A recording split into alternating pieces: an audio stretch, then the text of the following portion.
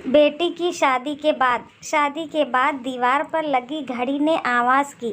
बूढ़ा आदमी कुर्सी में बैठे हुए घड़ी को बस ताके जा रहा था, आंखों में आंसू लिए। अब तक शाम के 8 बज चुके थे।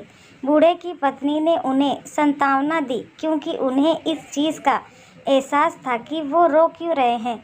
उन्होंने अपनी बेटी को कल ही विदा किया था और उनका घर अब दोबारा से सिर्फ मकान में बदल चुका था। तुम जानती हो, मैं कभी भी अपनी दवाइयाँ लेना नहीं भूलता था, उन्होंने कबूल किया। क्या आप हमेशा भूल जाते थे? हमारी बेटी सीमा आपको हर रोज़ इस बारे में याद दिलाती थी, उनकी पत्नी ने कहा। नहीं, वो सिर्फ एक बहाना था। मैं अपनी दवाइयाँ लेना कभी नहीं भूलता था।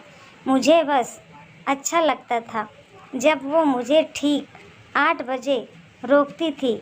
उन्होंने यह रहस्य कबूल किया। पत्नी के चेहरे में एक खुशी की मुस्कान आ गई।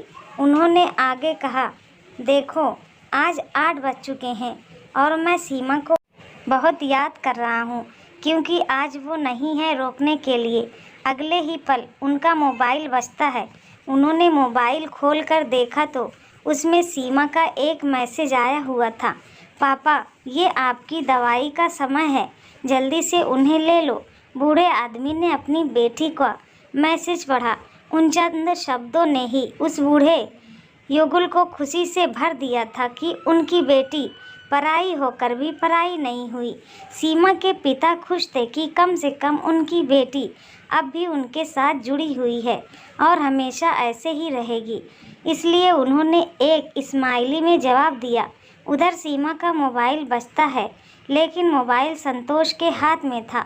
संतोष ने मैसेज जिसको देखा और उन्हें डिलीट करने लग गया, लेकिन फिर भी एक आखिरी मैसेज जो पापा का आया हुआ था उसे डिलीट नहीं कर पाया, क्योंकि उसी समय सीमा बाथरूम से कमरे में आती है। जैसे ही सीमा उसके पास पहुंची, उसने तुरंत बिस्तर पर मोबाइल फेंक दिया। सीमा ने आते ही अपना फ़ोन चेक किया। उसे अचानक संतोष से सवाल किया, अरे, पापा ने मुझे ये स्माइली क्यों भेजा है? संतोष मुस्कुराया और कहा, मैं क्या जानूं। उस दिन पहली बार संतोष ने सीमा की जिम्मेदारियों को संभालना शुरू कर दिया था, क्योंकि वो डॉक्टर होने के अलावा अब